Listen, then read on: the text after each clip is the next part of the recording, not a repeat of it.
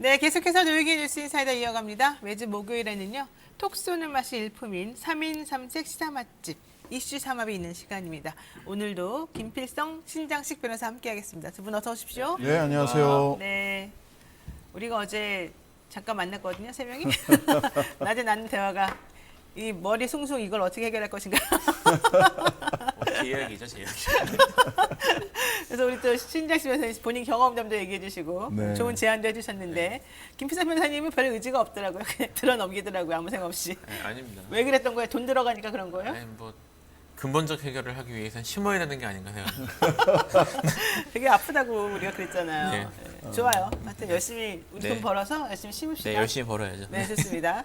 자, 첫 번째 얘기. 이 얘기 어제 핫했습니다. 윤석열 국민의힘 대선 후보 부인 김건희 씨가 지난 7월부터 12월까지 6개월간 특정 매체 기자와 통화를 한 내용이 조만간 공개될 예정이라고 하죠.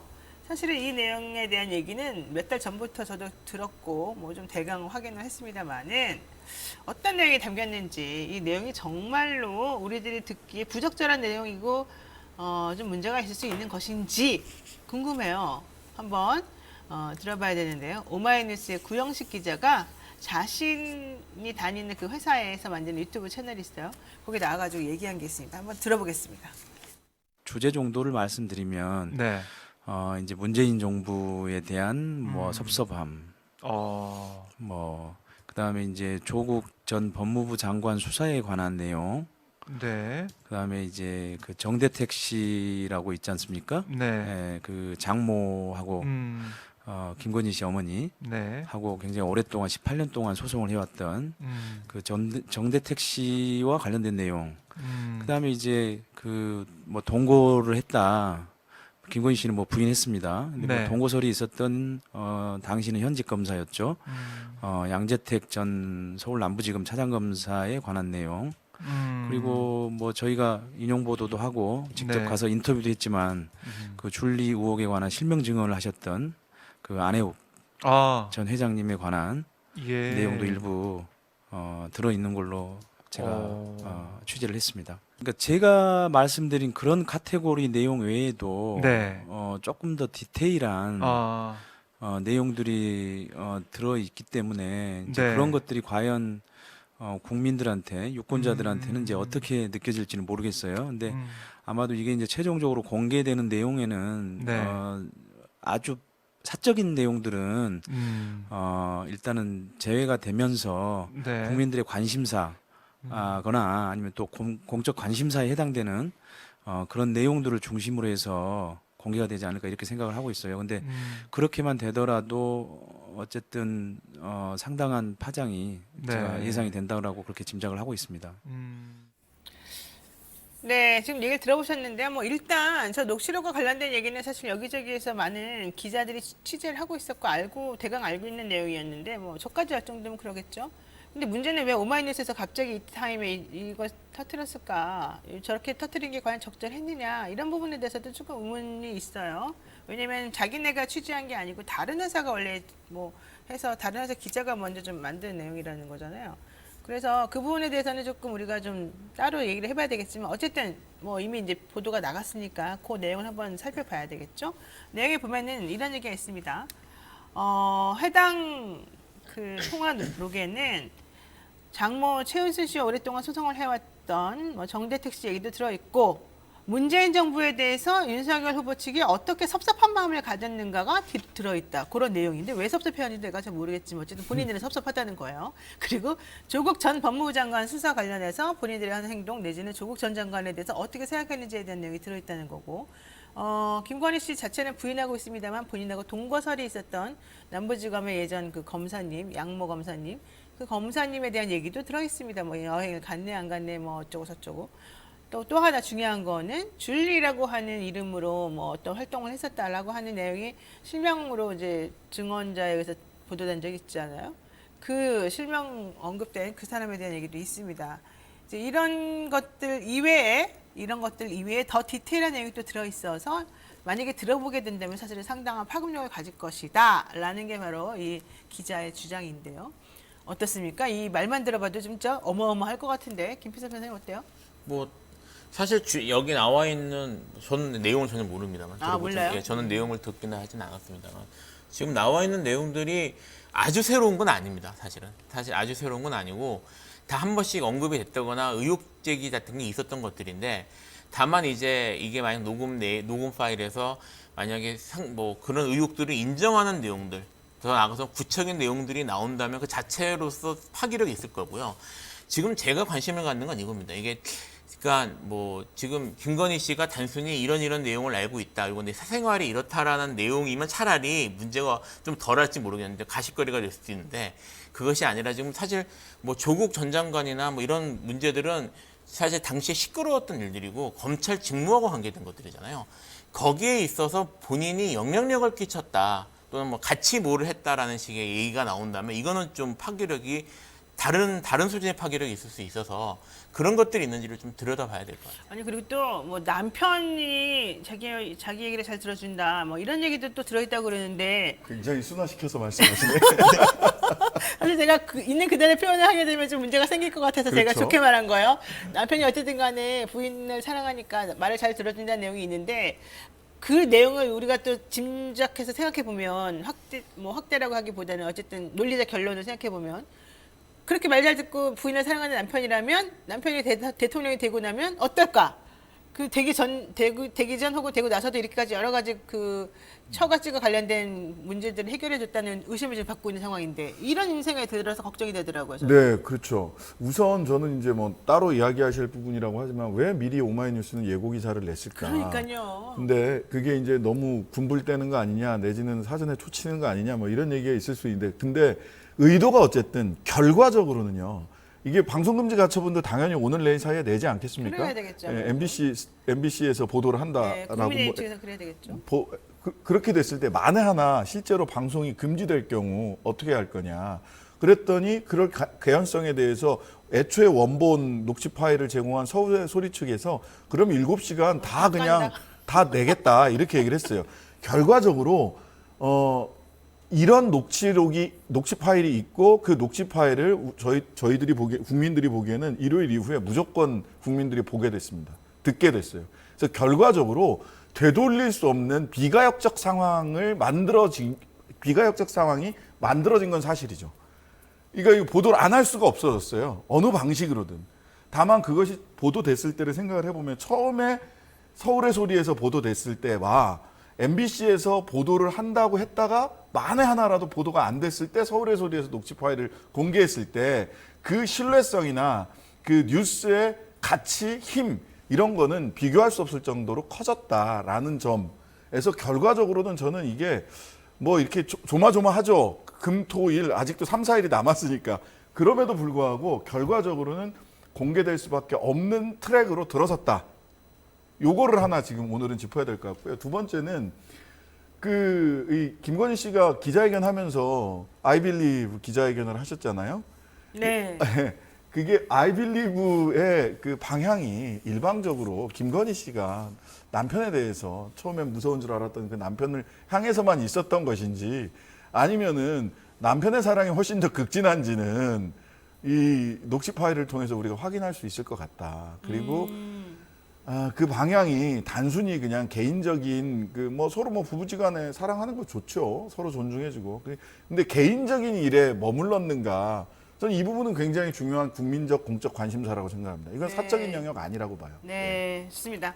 사실 이게 원래 처음에 MBC나 뭐 이런 곳을 또 거쳐가지고 원래 내려고 했던 이유는 처음에 윤석열 후보가 뭐라 그랬습니까? 그 메이저. 줄리 의혹 관련해서 얘기 나오니까 왜 이런 듣도 보도 못한 인터넷 매체에서 이런 거 보도하냐? 하려면 MBC나 KBS 같은 그런 메이저에서 해라.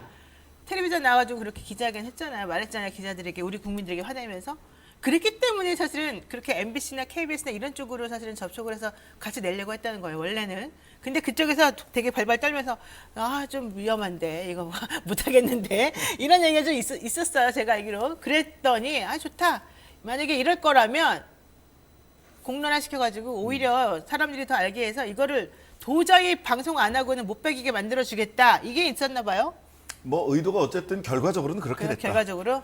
근데 그렇게 되면은 개인적으로 많이 탄압을 받을 텐데 괜찮을까요? 그 기자는? 뭐 그 기자 입장에서는 이게 사실 그렇잖아요. 기자 입장에서는 큰 걸 터뜨리고 싶은 생각이 항상 있거든요. 그리고 이건 아마 모르겠습니다. 내용은 모르겠지만 현재 지금 나와 있는 내용만 하더라도 상당한 파괴력이 있는 그렇죠. 이기 때문에 어쨌든 뭐 6개월이면은 어떻게 보면 탐사보도라고 볼 수도 있는 그런 것이어서 저는 이거는 본인 입장에서는 하고 싶었을 거고요.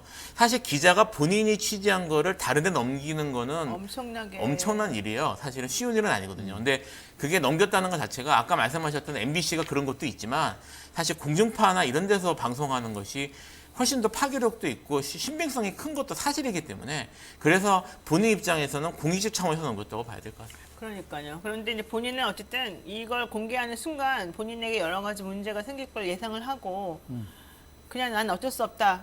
내가 당하는 한이 있더라도 이건 공익적 차원에서 내야 된다고 생각한다라고 했습니다. 그거 이제 저희가 개인적으로 따로 확인한 바이고요. 자, 좋아요. 이제 하나씩 한번 짚어보겠습니다. 본인들이 왜 국민의힘으로 갔느냐. 지난번에 윤석열 후보가 이랬잖아요. 민주당으로 갈 수가 없어서 부득이하게 국민의힘으로 입당하게 됐습니다. 이러면서 호남 가가지고 구애를 한번 한 적이 있었어요. 마찬가지 얘기가 이 녹취록에도 등장을 한다는 겁니다. 본인들은 원래 진보 쪽이었는데 우리가 왜 우쪽으로 가게 됐겠느냐. 우리는 문재인 정부에게 매우 섭섭한 게 많았다. 그리고 조국 전 장관 사태를 보면서 이걸 도대체 묵과할 수 없어서 우리는 부득불 그쪽으로 옮겨갈 수밖에 없었다. 이런 내용으로 지금 들어있다는 거예요.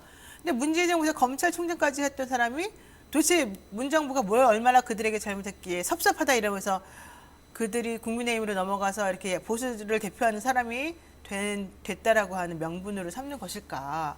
뭐예요? 뭐 이렇게 섭섭했을까요? 아니 뭐 저는 뭐 왜 섭섭했는지는 근데 그건 하는 말 같은데 그냥. 특이한 포인트들이 있으시기 때문에 그건 들어봐야 될 것 같고요. 다만 네. 이런 이야기를 했다는 건 뭐냐면 그리고 이 얘기는 자기 입장에서 해석해서 한 얘기잖아요.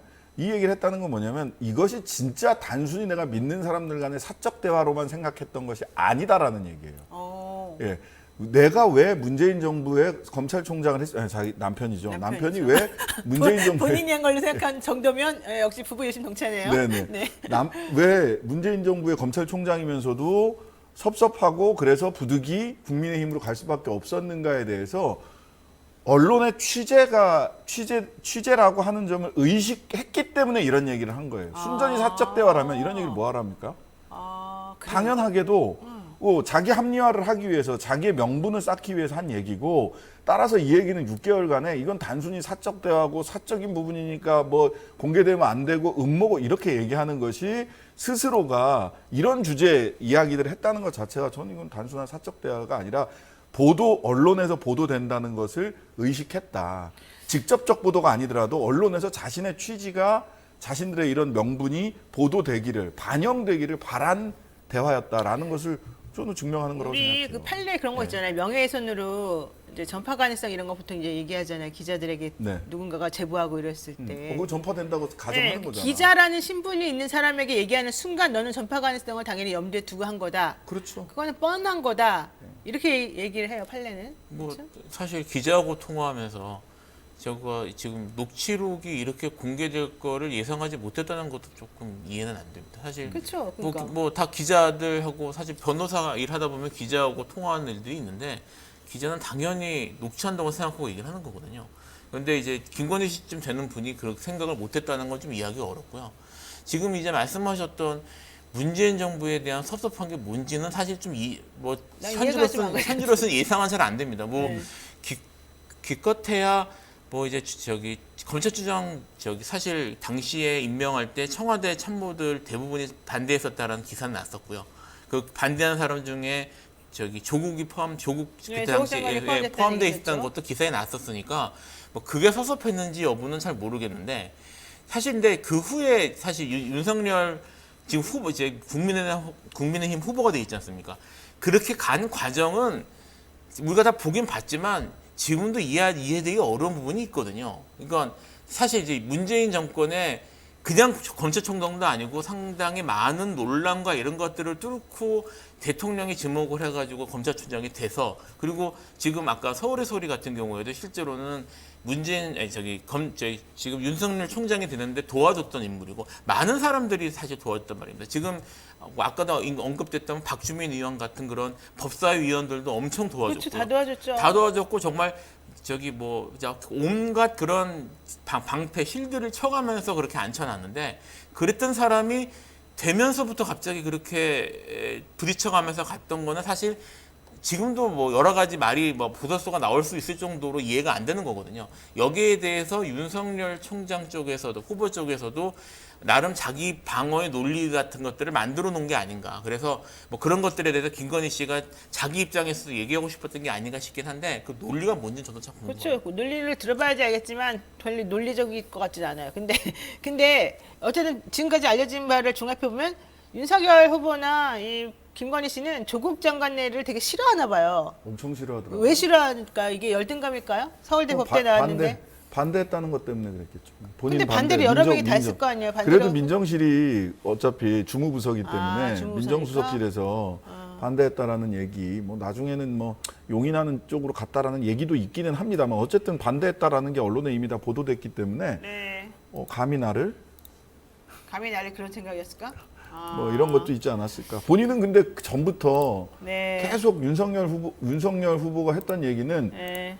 문재인 대통령을 보호하기 위한 거다. 조국 같은 네, 사람이 맞아. 그래서 그 얘기는 했었어요. 옆에 있으면 정권의 누가 되기 때문에 네. 거기만 딱 외과적으로 도려내려고 했다라고 하는 얘기를 해요. 예. 좋아요. 자, 우리 팀에서 뉴스픽하는 기자가 한동희 기자예요. 아시죠? 그 녹취 파일에 등장하는 당사자인 정대택 씨를 그래서 우리가 취재를 했습니다. 지난 10월에 정무위 국정감사에서 도이치모터스 주가 조작 의혹으로 김건희 씨 증인 채택을 놓고서 한번 서로 이제 분쟁이 좀 일어났었는데 당시에 증인 채택이 되냐 마냐가 되게 관심이었는데 증인 채택이 취소될 거라는 거를 김건희 씨가 이미 알고 있더라. 무엇을 통해서 우리가 알았느냐? 그 이번에 나온다는 그 녹취. 그러니까 김건희 씨가 이번에 뭐 7시간 분량의 녹취 있다는 그 내용 중에 하나가 바로 이 정대택 씨가 증인 채택이 되었음에도 불구하고 취소될 거다라고 하는 걸 안다는 뉘앙스의 그 말이 들어있다는 거거든요. 이거 만약 그렇다면 사전에 미리 민간인이 다 그런 걸 알고 있었다는 거가 돼버려서 이거 너무 좀 끔찍한 거 아닙니까? 옛날에 최순실 씨도 막 우리 알기 전에 모든 걸 다 중요한 정보를 알고 막 그랬잖아요. 뭐 그렇긴 한데 요거는 조금 봐야 될 것 같아요, 제 생각. 왜냐면 어떻게 돼야 돼요? 저는 이제 그 사실 이게 지금 작년 10월이잖아요. 네. 작년 10월이면은 윤석열 후보가 입당한 이후에도 시간이 꽤 지난 후여서 그리고 이제 당시에 이 사안이 되게 국민의힘이나 이쪽에서 되게 중요한 첨예한 사안이었기 때문에 윤석열 후보는 아마 관계나 이런 것들에 대해서 당에서 알고 있었을 거란 말입니다. 그래서 집에서 그냥 와이프한테 이렇게 될 것 같아라고 얘기한 거를 전달한 정도면은 사실 미리 알 수는 있었겠지라고 저는 생각은 할 수 있을 것 같아요. 근데 그게 아니라 이거 같은 경우에도 단순히 알고 있었던 것이 아니라 정대택 씨를 증인 채택하지 않는데 김건희 씨가 적극적으로 나서서 영향을 끼쳐서 만약에 당에 영향을 끼쳤다는 식으로 얘기가 나왔다면 얘기가 달라지거든요. 네. 그래서 그게 어떤 식으로 알고 있었던 어느 시점에 어떤 식으로 알고 있었는지를 좀 들어봐야 될 것 같아요. 그러니까 뭐 어떤 식으로든 당시 국민의힘과 윤석열 총장 간에 증인 채택과 관련해서서도 서로 최소한 정보가 오거나 상의를 했다라는 거는 그렇지. 그건 뭐 분명한 거예요. 네. 예, 어느 정도 김건희 씨가 영향을 끼쳤는지와의 변론으로 그건 모르겠지만 증인 채택 여부에 관련해서 상의하거나 정보를 주었다 서로지간에 이건 분명하죠. 이런 얘기가 나온다면. 네. 예. 그렇죠. 자, 요거 하나 또 여쭤볼게요. 어제 이제 오마이뉴스 기사가 나가고 난 다음에 국민의힘 측에서 서울의 소리, 이 녹음 파일을 제공했다고 하는 그 서울의 소리를 향해서 고발 조치하겠다 이렇게 얘기를 했습니다. 그럼 여기서 법적 쟁점은 아까 신 변호사님 말씀하신 것처럼 가처분 신청할 가능성이 있다는 거죠. 네. 어쨌든 16일 날 방통된다고 예고가 됐으니까 그 전까지 한 내일이겠네요. 내일 오늘 신청해서 내일 가처분이 이제 열려가지고 뭐 기각이냐 뭐 아니냐. 근데 그러면 방송 직전까지도 결정을 하기도 하긴 하니까. 뭐 토요일 일요일도 하긴 토요일, 하더라고요. 일요일도 하죠. 자, 가처분 신청을 했다고 칩시다. 방송 금지 가처분 신청이겠죠. 이거 인용이 되면 혹시 인용이 되면 16일 날은 그럼 방송 우리 못 듣는 거네요. 뭐 그럴 수 있죠. 그러면 이제 바로 서울의 소리에서 7시간 녹취를 까겠죠. 그게 왜 나는- 가능하냐면 네. 법원에서는 그 지금 예고되는 MBC, 그냥 정확히 네. MBC에서 지금 방송한다고 우리가 알고 있으니까 만약에 MBC면 MBC를 상대로 해서 니네가 방송하지 말아라라고 할 거니까 다른 데서는 다 공개도 된다는 거예요? 그렇죠. 뭐 가처분이라는 게 다 특정해가지고 하는 건데 그러면 그러면- 여러 군데를 막 다 특정해? 그럼 그러니까 그거 물어보려고 그랬어요. 그거 그럼 다 만약에- 특정하기 어렵습니다. 제가 보기에. 다 특정 못해요? 어디선가는 한다. 그럼 만약에 특정되는 이름이 있으면 그 이름이 언급되지 않는 다른 매체에서 또 주고서 이렇게 할 수도 있어요? 그럴 수 있죠. 보니까 좀 알고 있는 것 같은데 아, 오마이도 가지고 있는 거 아니에요? 그럼 우리를 좀 주지. 우리는 없어요. 네. 제가 만약 뭐 했다 그러면 아니, 하셨다 분명히. 했잖아, 했잖아. 했대. 예, 네. 마침 지난주에 또 거의 비슷한 사건을 했거든요. 네. 근데 이제 신청 취지를 잘 구성을 해서 하면은 다른 데서 보도하는 것도 막을 수는 있어요. 막을 수는 있는데 제가 여기서 어떻게 하면 된다는 얘기를 하는 건 적절하지 않은 것 같고요. 근데 그 사건에서 제가 다른 데 보도하는 거는 막았는데 그 사람이 보도하는 건 막지 못했습니다. 누구요? 그러니까 이제 지금 이제 똑같아요. 아주 녹음 파일을 구해가지고 보도하는 케이스였는데 제가 그분이 다른 쪽으로 다른 사람한테 넘겨서 보도하는 거 막았는데 그분이 당사자가 보도하는 건 제가 못 그러니까 이 얘기는 막았습니다. 그 얘기죠. 뭐 어쨌든 뭐 가처분 신청해서 받아들여서 못하게 했어도 그냥 방송 내보내면 어쩔 수 없다는 거예요. 뭐 그렇긴 하죠. 근데 네. 이제 지금 제가 드리고 싶은 말씀은 가처분으로 방송을 막기가 쉽지 않을 거라는 얘기를 하는 쉽지 거예요. 않아요. 그 그리고- 케이스가 이거보다 훨씬 사실 저는 제가 지금 말했던 그 케이스는 방송금지 될 수도 있다고 생각했거든요. 왜냐하면 이게 입소 과정이 완전히 불법해요. 지금은 근데 이거는 지금 그렇지 않기 때문에 입수 과정은 사실 합법적이죠. 네, 합법적이었어요. 통비법상 문제가 네. 없는 걸로 보여. 네, 그래서 다만 제가- 공개했냐 아니냐가 이게 공익을 위한 거냐 아니냐 요 네. 타임만 남아 있는 거죠. 네, 근데 이제 이쪽에서 고발을 하면서 두 가지를 걸었더라고요. 하나는 통비법 위반하고 하나는 선거법 위반인데 선거법은 후보자면 후보자 가족 비방죄 이걸로 걸었는데 내용을 어떻게 알고 후보자를 비방한다는 건지. 그렇죠. 예, 첫 번째는 아직 공개도 안 그건 됐는데. 의문이고 네. 그럼 굉장히 추상적으로 썼을 것 같아. 그런 개연성이 있다 내지는 그렇죠. 뭐 그런 것을 증빙이 보인다. 없잖아. 증거가 없잖아. 증거가 하나도 없잖아요. 네. 그다음에 두 번째는 그 통비법은 이거는 그냥 갖다 얹혀 붙이기예요. 통비법 위반은 아니에요. 절대 아니에요. 당사자 간의 대화를 당사자가 그 녹음하는 것은 통비법 위반 사항이 아닙니다. 그러고 나니까 이제 그게 잘 안 될 것 같으니까 헌법상의 음성권과 프라이버시, 네네. 예, 음성권과 그건 이제 사생활 민사니까 보호. 돈을 해결해야지. 이거는 돈으로 해결할 문제지 형사처벌의 대상이 아니에요. 요즘 뭐 음성권 관련돼서 하급심에서 인정된 게 있어요. 몇백만 원 수준에서. 네 맞아요. 그럼 뭐 감수하면 되지 뭐 네, 그거. 그거 별로 돈이 많이 안 나가는 거니까 또 걷어서 하면 될 거야 사람들한테. MBC가 되겠죠. MBC 그 정도 있겠지. 설마. 예. 작년에 뭐 흑자를 엄청 많이 봤다는데. 그러니까요. MBC가 또 소리 소문 없이 돈을 벌더라고요. 됐습니다. 자 여기까지 여러분들 그 혹시라도 가처분이나 이런 게 들어오게 되면 그런 뭐 가능성이 이제 법적으로 이렇게 흘러간다고 저희가 설명을 드렸으니까 잘 알아서 판단하시고요. 또 하나 쟁점이 있습니다. 지난번에 줄리라고 하는 이름을 제일 처음 언급했네 뭐 어땠네 이러면서 한번 얘기 나온 적이 있었잖아요. 그런데 그때 YTN이 보도를 했어요. 줄리라는 이름으로 뭐 활동했다라고 하는 것에 대해서 의혹이 있다 이렇게. YTN은 자기네가 줄리 뭐 그 자체를 딱 직접 한 건 아니고 그런 의혹이 있다라고 얘기를 했었었는데 선거방송심의위원회가 이 YTN 보도에 대해서 여성 혐오다, 사생활 침해다, 이걸 굳이 했어야 됐냐 이러면서 두 건의 행정지도 주의인가요? 뭐 이걸 지금 줬다고 얘기를 해요. 자, 그런데 오히려 또 조동현 교수 사건을 보도했던 TV조선에 대해서는 의견 보류를 했어요. 왜냐하면 국민의힘 쪽에서 추천받은 인사들이 나 이거 지금 대답 못하겠습니다 이러고 나가버렸기 때문에 그렇다는 거예요. 이거 어떻게 보십니까? 이거 너무 불공평한 거 아닙니까? 저는 사실 줄리 의혹에 대해서는 특히 이제 그런 뭐 사생활 그런 관련된 보도는 문제가 있었다고 생각합니다.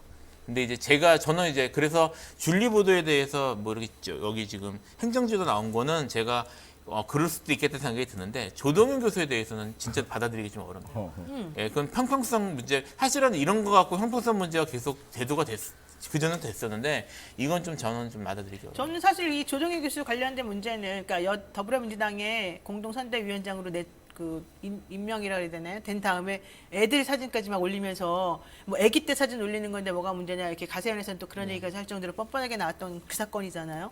근데 어쨌든 조선 TV조선이라고 하는 종편에서는 가세현 수준으로 하면 안 되죠, 당연히. 뭐 물론. 예. 그런데도 어쨌든 내용을 전체적으로 보게 되면은 상당히 제가 보기에 부적절한 게 많았는데 왜 여기에 대해서는 심의를 보류했느냐. 이거 이상하죠.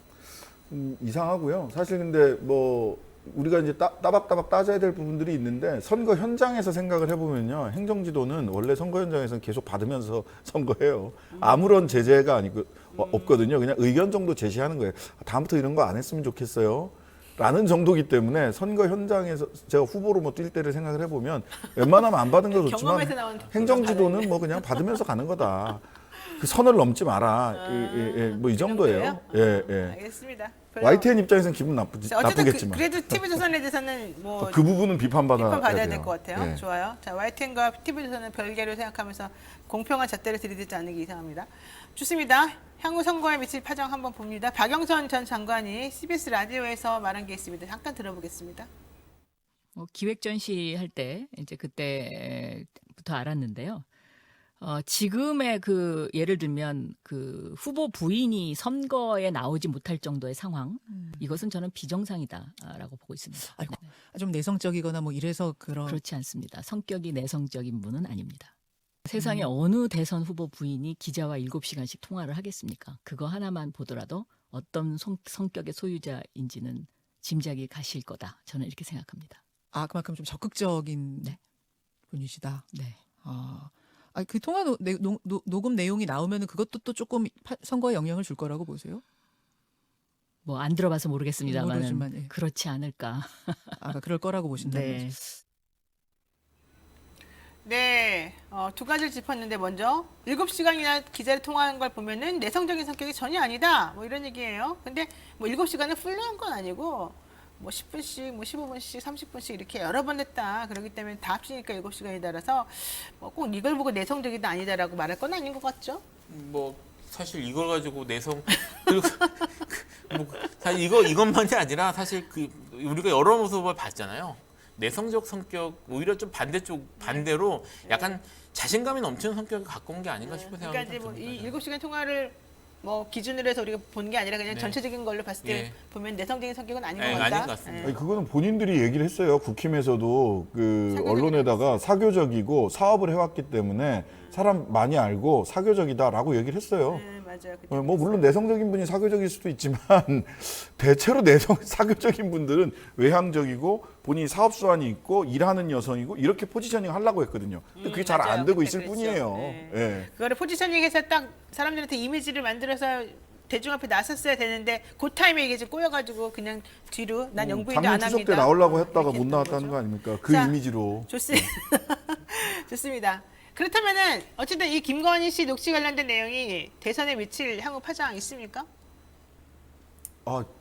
파장이 있죠. 어떨까요? 왜냐하면 제가 이렇게 쭉 그 살펴보고 이야기를 들어보니까 김건희 씨와 관련해서는 최순실의 악몽이 떠오르는 게 하나가 있고, 최순실 씨. 예, 그 다음에 이제 무속과의 연관성 그렇죠, 이런 게 무속. 있고, 그 다음에 40대, 50대 여성들 또 중도층 이런 쪽에서 정서적 반감이 굉장히 강해요. 보니까 그 최순실 이런 게 떠오르는 부분들도 있고, 지난번 소위 그 아이빌리브 사건 때 보여줬던 태도나 이런 것들에서 오는 정서적 반감이 굉장히 큽니다. 그래서 그 지금 이 윤석열 후보 쪽에서 하고 있는 게 소위 극우적 멘탈리티를 가지고 있는 분들하고 네. 22대남들을 뭉치게 하는 게 뭐냐면, 만약 이 김건희 씨 사건이 터지면은 핵심 코어 지지층도 다 날아갈 수 있겠다라는 위기감이라고 저는 봐요.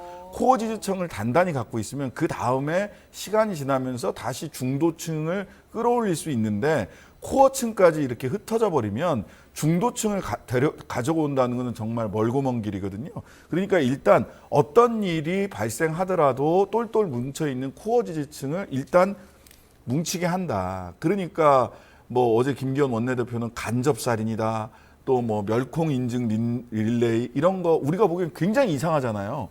저게 선거를 포기한 거 아니야? 이렇게 생각이 되는데, 그게 아니라 어느 정도 이쪽에서도 김건희 씨 관련되는 폭로가 있을 거다라고 하는 것을 예상을 했을 그때 거고, 예상했죠. 예, 그 폭로 이전에 핵심 지지층을 어쨌든 간에 최소한 30에서 35%의 핵심 지지층을 자기 주변에 똘똘 뭉쳐 놓아야 역전의 기회가 다시 기회가 더 온다. 중도층 확장의 기회가 온다라는 계산으로 굉장히 극우적인 캠페인을 하는 것이고 근데 김건희 씨 건이 제가 지금까지 이렇게 들어본 바로 이해하면 중도층으로 이걸 확장시키기에는 쉽지 않다. 하지만 극우적 멘탈리티 선거운동, 멸콩인증, 린제이 선거운동을 통해서 꽉 뭉친 쪽은 오히려 더 단단해질 개연성도 저는 있다고 봐요. 지금 예. 그 우리 방청 보시는 분 중에 퍼미 TD님이라는 분이 있는데 이분이 아니 그 많은 허위 이력을 작성하고 그 오랫동안 거짓말로 인생을 사는 사람이 내성적이라는 게 말이 됩니까? 이건 어불성설입니다. 뭐 이런 얘기도 지금 사실 하고 계시는데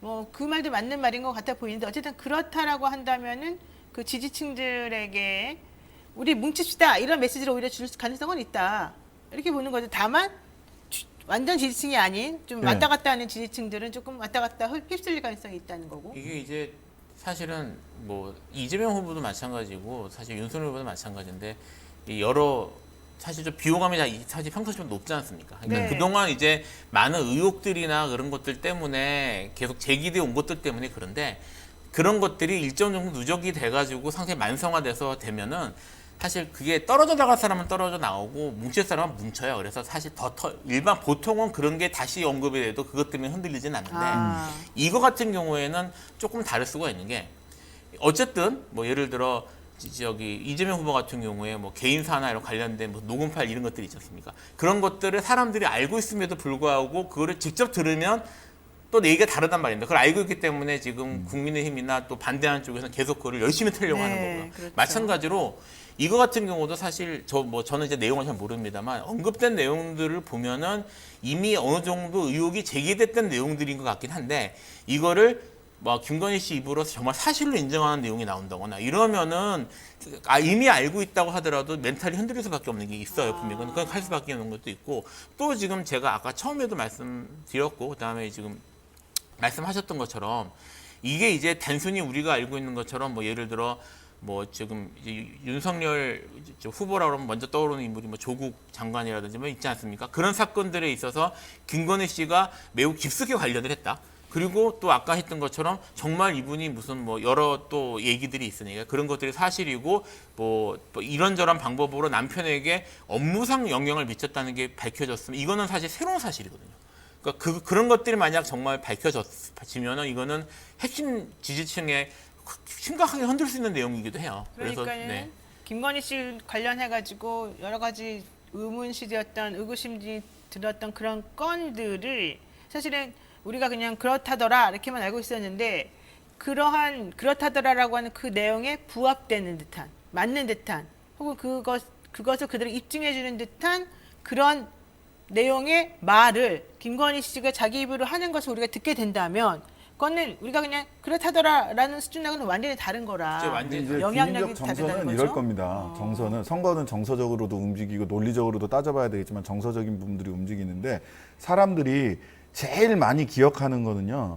딱 어떤 커뮤니케이션을 할 때 외모, 모양, 태도 이런 거 네, 있죠. 그 다음에 그렇죠. 목소리 이런 거거든요. 네. 그 다음에 컨텐츠 실제 내용은 한 10% 정도밖에 판단에 영향을 못 미쳐요. 네. 그러면 그렇군요. 외모가 직접 드러나는 거는 우리가 그 아이빌리브 사과할 때 봤어요. 그것에 대한 판단들이 있어요. 네. 그 다음에 목소리가 드러나고 그 목소리에서 보이는 삶을 대하는 태도, 자기 남편을 대하는 태도, 그 다음에 국정을 대하는 세상을 대하는 태도가 네. 그 목소리와 태도에서 직접적으로 느끼게 될 겁니다. 그게 주는 정서적 판단이 사실은 선거에서 훨씬 더 결정적입니다. 알겠습니다. 자, 아까 우리가 이제 이 뭐 방송까지 같이 보는 시청 나올 수 있고 그럼에도 불구하고 튼다 그러면은 과태료 나올 수 있다, 몇백만 나오는 거 괜찮을 수 있다 이랬더니 이 영대님께서 아이고 그래도 MBC 400만 원 정도 받으면 타격이 클 텐데요 이렇게 말씀. 이 MBC를 뭘로 보시고 자 됐습니다. 자 두 번째 관계 한번 갈게요. 근데 가기 전에 김건희 씨가 또 도이치모터스 주가 조작 핵심 인물인 연모 씨랑 특수관계라면서 공모 공동정보함 가능성을 제기했던 인물이 또 민주당의 강덕구 의원이죠. 그분 얘기는 또 나중에 저희가 한번 좀 자세하게 도이치모터스 사건 전체적으로 다룰 때 한번 또 말씀드리도록 하겠습니다. 자, 두 번째 이슈 보겠습니다. 자, 노영희 뉴스인사이드 함께하고 계십니다. 신장식 변호사 그리고 김필선 변호사 같이 하고 있는데요. 이재명 민주당 대선 후보와 관련해서 뭐 변호사비를 주식으로 20억 어치를 대납했다라고 하는 의혹이 의혹을 최초로 제기한 내지는 그래가지고 무고라고 또 고발당한 이런 사람이 숨진 채 발견이 됐단 말이죠. 근데 이 사람이 자기는 절대 자살 안 해 이런 얘기를 얼마 전에 썼었다. 그러면서 이거 뭔가 음모가 있는 거 아니냐라는 얘기가 이제 어제 하루 종일 돌았어요. 이건 무슨 얘기예요? 그러니까 뭐 일단 뭐 지금 이제 배경이 되는 변호사비 대납 의혹이라는 게 있고요. 이 내용이 이제 사실 뭐 다 아시겠지만 이제 이재명 후보가 2018년 말부터 이제 2020년까지 4차례의 재판을 받았고 사실 정치 생명이 완전히 날아갈 수 있는 심각한 좀 재판들이 있었단 말입니다. 그렇죠. 이 과정에서 이제 대형 로펌, 뭐 전관 이런 뭐 좀 그런 변호사들이 그러니까 사람들이 밖에서 보기에 돈을 많이 줘야 될 것 같은 변호사들이 대거 들어와서 이제 변호를 했었다. 근데 실제로 그렇게 많이 됐으면 돈이 많이 나갔어야 되는데 이재명 후보의 신고된 재산을 보니까 별로 차이가 없더라. 뭐가 문제가 있는 게 아니냐라고 이제 의혹 제기가 됐었어요. 그래서 네네. 처음에 그렇게 시작이 됐는데 지금 돌아가신 분께서 녹취록을 들고 나온 거예요. 여기 이제 당시에 그 검찰 출신 이모 변호사가 있는데 네. 그 변호사에게 현금 3억 원과 그 다음에 상장사 주식 20억을 줬다라는 내용이 녹음돼 있던 녹취록을 들고 나와서 제보를 하면서 이것이 좀 더 구체적인 증거가 나온 게 된 거니까 그때 좀 시끄러워진 거죠. 근데 이분이 그때 그걸 말한 제기했다가. 사람이 그 제보했다는 그 이병모 씨라는 사람하고 네. 그다음에 자기의 지인인 최모 씨라는 사람인데 네. 그 대화 상대자인 최모 씨가 이거 가짜입니다. 이거 내가 얘랑 짜고 치고 그냥 1억 원 뜯으려고 한 겁니다라고 말했잖아요. 예, 그거는 이제 11월 아마 11월 29일 날. 네. 이야기를 했어요. 그러니까 네. 지금 이거를 돌아가신 이모 씨가 그 이모 변호사를 만나서 뭐 얘기했다 자꾸 이건데. 헷갈리니까 이태영 변호사라고 아니 뭐 이해하겠습니다. 네. 이태영 변호사랑 만났다는 건데 이 사람을 그냥 이제 아는 사이는 아니니까 최모 씨라는 사람이 도중에 소개를 해줬다는 거예요. 그렇죠. 그래서 소개해가지고 만나서 뭐 지금 이 돌아가신 이분이 얘기를 들어가지고 확인했다는 식으로 얘기가 갔는데 증거로 나온 녹취록은 실제로는 이태영 변호사가 아니라 지금 최모 씨하고 돌아가신 분하고 사이의 대화였고 그렇죠. 이 대화의 내용이 사실은 조작된 것이다라는 네. 사실을 최모 씨가 이제 진술서로 공식적인 진술서로 자기가 인정을 하면서 그렇죠. 이게 뭐 지금 이제 얘기를 달라고 보면은 민주당은 그렇게 주장한다고 얘기가 나오는데 민주당이 일방적 주장을 하는 게 아니라 그런 식으로 제출이 됐다고 합니다. 자, 법은. 여러분한테 한 가지 알려드릴 거가 있는데요. 좀 전에 이제 말씀드린 그 이병땡 씨, 이분은 이제 숨진 채 발견이 됐습니다. 그리고 뭐 저한테 페이스북으로 연락하셨다는 그분인데 그분은 변호사가 아니에요. 그분하고 같은 이름의 유명한 변호사가 있어요. 저도 처음에 그분인 줄 알았습니다. 처음에 페이스북으로 저한테 접근했을 때는. 그런데 아니었다는 걸 이제 알게 되었고 어쨌든 이병땡 씨는 변호사가 아닌데 그 이병땡 씨가 이재명 후보의 변호를 맡았던 이태영 변호사의 20억 주식으로 대납받았다는 그 의혹을 본인이 만들어낸 증거를 가지고서 썰을 풀었었다는 근데 거예요. 어떻게 예. 된 거냐면 구체적인 상황이 어떻게 된 거냐면 일단 그 최모 씨 네, 이분이 이태영 변호사님을 수임을 해가지고 사건을 네, 했어요. 사건을. 네. 그래서 좋은 결과를 받았어요. 그리고 이태영 변호사가 우리 이재명 네. 후보도 변호를 했어요. 네. 예. 그 사실을 최 씨가 망인에게 이야기를 했던 거예요. 네, 내가 네. 이런 변호사를 아는데 뭐 그렇다. 근데 그러니까 이 씨가 다른 사람을 옆에다 두고 제3자, 돈을 뜯어내기 위한 제3자. 예. 저 협찬을 받아내기 위해서 원래 20억을 줘야 이 변호사님이랑 일을 할 수 있는데 10억으로 깎아줄 테니 그렇죠. 1억 정도를 협찬을 받자. 이렇게 최 씨랑 미리 얘기를 하고 너는 나한테 맞장구만 쳐주면 된다라고 이야기를 했다 네, 해서 네. 그거를 녹취를 해놓은 거예요. 그렇죠. 그래서 이 전말을 최 씨는 검찰에 진술서를 낸 상황이다.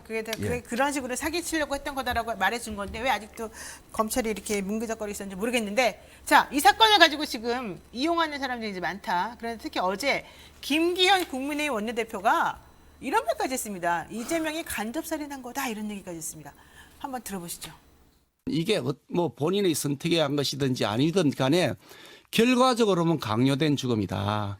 그래서 간접 살인이다. 그분이 12월 20일인가에 그 SNS 올린 거 보면 절대로 난 자살하지 않을 것이다 이렇게 했단 말이죠. 이게 예. 처음이 아니에요. 예. 그 앞에 김문기 씨도 있었고요.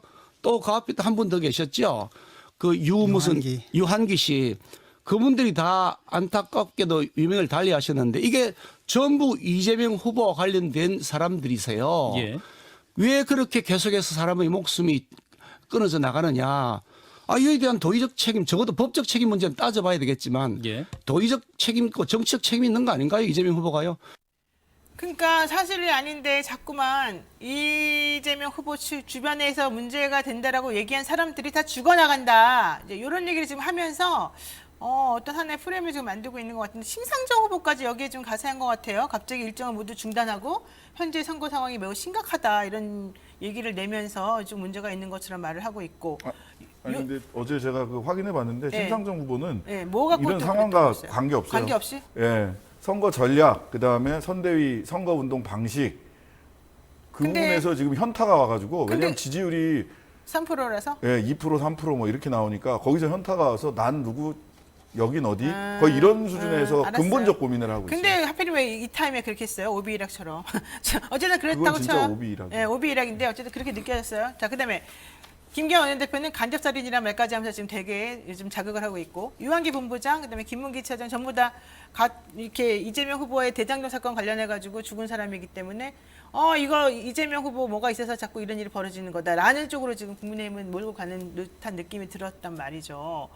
게다가 김현배 씨도 재판이 얼마 전에 있었는데 뭐 이 시장의 뭐 지시를 받고 한 거다 이런 또 말까지 나왔기 때문에 그러니까 전체적으로 보자면은 언론이나 뭐 이런 쪽에서 전부 다 조금 한쪽으로 계속 의도를 가지고 어떤 모양을 만들어가고 있는 게 아닌가 이 부분이 저는 조금 좀 잘못된 거 아닌가 생각이 드는데요. 뭐 이제 우연히 겹친 건 사실이고 그리고 사실 우연히 겹치면 국민들이나 뭐 사쪽에서는 음모론적 생각을 가질 수는 있는 건 사실이에요. 그러니까 뭐 그 사람 정황들이나 이런 것들이 그렇다는 것을 부정할 수는 없는데 네. 지금 이제 특히 돌아가신 분 같은 경우에는 아직 뭐 어떻게 돌아가셨는지 부검 결과나 이런 것도 나오지 않은 상태에서 여기에 대해서 이렇게 쉽게 얘기하는 거는 적어도 책임 있는 정치인들이나 아니면 언론기관 입장에서는 사실 전혀 문제가 있는 거죠. 사실. 김기현 원대는 두 가지가 있어요. 하나는 아까 말씀드린 대로 핵심 코어를 지금 강하게 결속시켜 놓지 못하면 굉장히 힘들어진다. 설 지나고 나서. 이게 하나가 있고요. 두 번째는 사실은 김기현 죽다 살았는데 그 울산에서 그렇죠. 동생이랑 그렇죠. 그때 살려준 사람이 누구냐. 누군데요? 전 모르는데요. 뭐 그분이시죠. 뭐 지금 열심히. 네.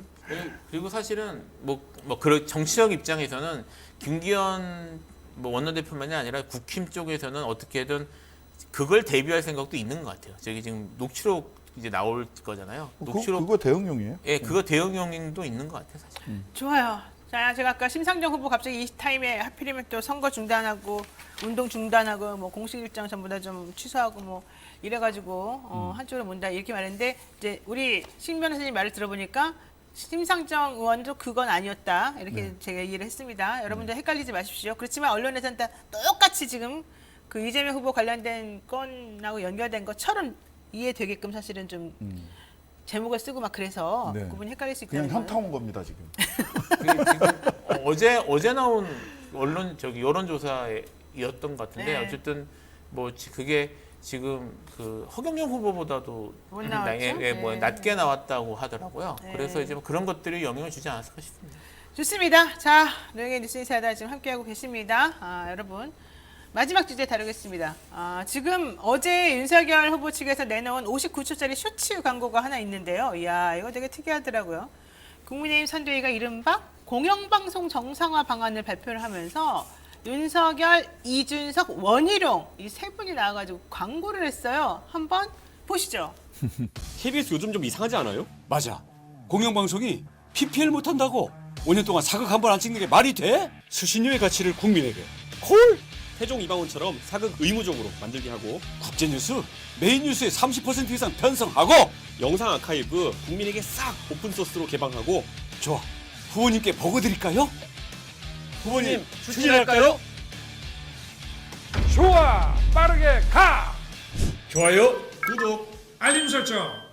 네, 어제 제가 저 추측 광고를 봤는데 그 밑에 댓글이 한 250 몇 개 달려 있더라고요. 근데 우리 후보님 정말 연기 늘었어요. 너무 잘하시네요. 세 분 다 정말 정상급 연기입니다. 너무 좋아요. 이런 광고 맨날 해주세요. 그렇죠. KBS 편파하면 안 되죠. 이런 댓글들이 쫙 달려 있는 걸 제가 봤는데 이거 광고평을 한 30초만 한번 들어볼까요? 지금 벌집을 쓰신 겁니다, 솔직히. 무슨 누구의 벌집을 왜 어떻게 저기 쓰셨죠? 지금 그 언론개혁 관련해서 네. 언론계에서 가장 중요하게 생각하는 게 현상권 침해. 그러니까 지금 공영방송 모두 구조 정상화 이런 그렇죠, 것들이거든요. 그렇죠. 이제 그 이유가 이제 공영방송이 저기 외부에서 정치권에 의해서 영향을 받는 것, 특히 편성권만이나 이런 것들에 대한 영향을 차단하는 게 목표라는 거고 그것 때문에 지금 계속 가장 중요한 주제였어요. 그게. 네네. 근데 지금 그거를 정면으로 건드린 겁니다. 편성권이나 이런 것들에 대해서 지금 공약으로 걸어서 지금 국가가 개입하겠다는 거죠. 그러니까 왜 갑자기 이 시점에 저런 걸 공약으로 걸어서 저렇게까지 광고하고 그런지 저는 이해가 안 가서 물어보는 거예요. 국제뉴스, 메인뉴스 30% 이상 편성하면 국민들이 좋아할까? 첫 번째. 그다음에 두 번째, 대선 후보 셋이 지금 광고를 하고 있구나. 이준석, 원희룡 다 차기 대선에서 대선 후보 나갈 사람들이거든요. 윤석열을 앞세워서 자기 대선 후보 광고하고 자기는 있는 선거를 거예요. 하고 예. 있군요. 이제 40세가 넘기 때문에 이준석도 나갈 수 있고 원희룡은 이번에 도전했었잖아요. 그렇죠. 그러니까 자기 선거운동 하고 있어요. 사실은 왜 자꾸 이거 셋이 나와서 이래요? 그럼 후보가 윤석열 직접 후보가 해야지. 이용당하는 거예요? 그렇죠. 그렇죠? 당연하죠. 네. 나 참 이해가 안 가요. 저는 윤석열 후보도 그래서. 제가 지금 말씀드린 걸 좀 더 부연을 하면 사실 저런 식으로 공약이 만들어서 나왔다는 것 자체가 현재 지금 언론 문제나 거기에 대해서 전혀 인식이 없다, 전혀 모른다는 얘기예요. 그러니까요. 그래서 문재인 정부에서는 삼류 바보들만 데려다가 또 이렇게 다 정부 요직에 앉히고 했었군요. 문재인 정부가 잘못이네. 자, 좋은데 왜 하필이면 국제뉴스를 30%나 강제 편성한다는 얘기가 저는 이해가 안 가는데 다 좋은데 왜 갑자기 국제뉴스 30%란 말은 어디서 나왔냐는 거예요. 왜 맥락도 그러는 거야? 없어요. 왜 나온 거야? 아무 생각 없는가? 그것도? 제가 보기에는 이게 왜 이준석 대표 한번 인터뷰 한번 물어봐야 되겠어. 왜 국제뉴스가 30%야? 네, 왜 스포츠 그래야 뉴스 30% 하면 안 돼? 연예 뉴스 한 20% 하면 안 돼? 이런 거 한번 좀 물어보고 싶어. 뭔가 이제 국제적인 그런 외교나 이런 아니면 그런 것들에 글로벌하게 그런 관심을 갖는 그런 모습을 보이고 싶었던 게 아닌가. 사실 저는 그 이상의 무슨 고민이나 이런 건 없었던 근데 것 같아요. 그럴 선회하시네. 그럴 거면 멸콩 릴레이나 하지 말아야지. 뭔 소리예요 지금. 외교 관계는 더 이상하게 만드는. 중국 분들이. 혐오 발언이 나오고. 그러니까. 자, 좋아요. 자, 어제는 중요한 거는 그게 문제가 아니라 결과적으로는 이거예요. 윤석열 아까 이용당했다고 우리 신정희 씨께서 말씀하셨지만 그러니까 이준석 아바타란 말 듣는 거다. 그러니까 또 누구 아바타란 말 듣는 거다. 이런 얘기 계속 나오는데 KBS 측에서 지금 완전히 화난 것 같아요. 빡치죠. 네, 윤석열 후보 왜 이러냐고 그때 막 공문도 막 내놓고 막 그랬었잖아요. 게다가 KBS에서 토론 원래 하겠다 그러면서 실무진 모이자 그랬는데 또 불참한 거 가지고 또 서로 누가 말이 맞냐 진실 공방 오고 가고 있잖아요. 도대체 이게 어떻게 돌아가는 건지를 잘 모르겠는데 어떻게 돌아가는 겁니까? 이 언론 환경에 대해서 자꾸 영향을 미치겠다는 그냥 단순히 그겁니까? 그런 것이기도 할 거고 일단 잘 모른다. 모르고 그러는 거 아니에요? 그냥 단편적인 아이디어만 있지 전체적으로 구조적으로 어떤 문제가 있고 어떤 부분들을 개선해야 된다라고 하는 부분들에 대해서는 일부러 숨기고 있는 것인지 아니면은 진짜 모르는 건지 모르겠는데 저 49초, 59초짜리 쇼츠 그렇지. 안에서는 모른다라는 느낌을 많이 받았어요. 그렇군요. 네. 모른다. 네, 모르는 거예요. 이게 왜냐하면 어쨌든 여당이든 야당이든 간에 방송하고 대립각을 세우는 거는 어쨌든 선거 전략으로 적절하지 않거든요. 근데 지금 자기들이 일단 모르고 고민하지 않고 그리고 그 상황에서 언론을 바라보는 관점은 사실 옛날의 권위주의 그 시절에 그냥 머물러 있는 거예요. 그러니까 그런 편성권이나 이런 것들에 대해서 언급하는 것에 아무런 문제의식이 없는 거죠. 그러니까 저는 그래서 그 시각에도 깜짝 놀랐어요. 자, 어쨌든 참 특이한데 윤석열 후보가 그동안 내놓은 이준석 대표하고 이렇게 끌어안고 난 다음에 내놓은 그 공약들이 좀 상식적으로 저는 조금 이상한 것 같긴 한데 저만 그렇게 느끼나 봐요. 잘 몰라요. 어제 제가 김지현 의원이랑 인터뷰하면서 그 양반 막 화를 내던데 해시태그 의미를 알고 했냐. 해시태그를 안 달았다. 후보가 그 얘기했었지. 멸콩 얘기할 때. 달파 멸콩. 아니 그럼 후보 개인 SNS인데 해시태그 의미를 몰랐다는 거냐. 후보가 안 달았다고 하지 않냐.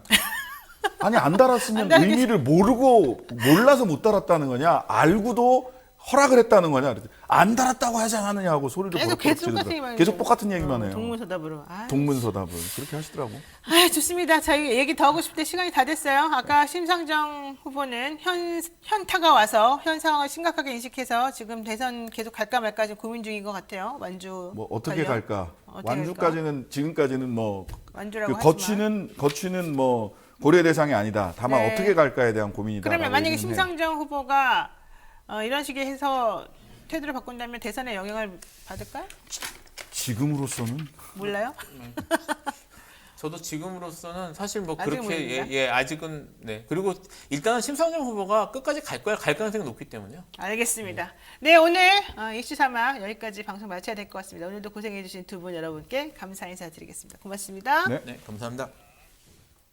네, 오늘 제가 준비한 방송 여기까지입니다. 내일은요, 이현주 전 국민의힘 의원하고요, 함께하겠습니다. 이현주 국민의힘 의원 나와서 할 얘기가 진짜 많겠죠.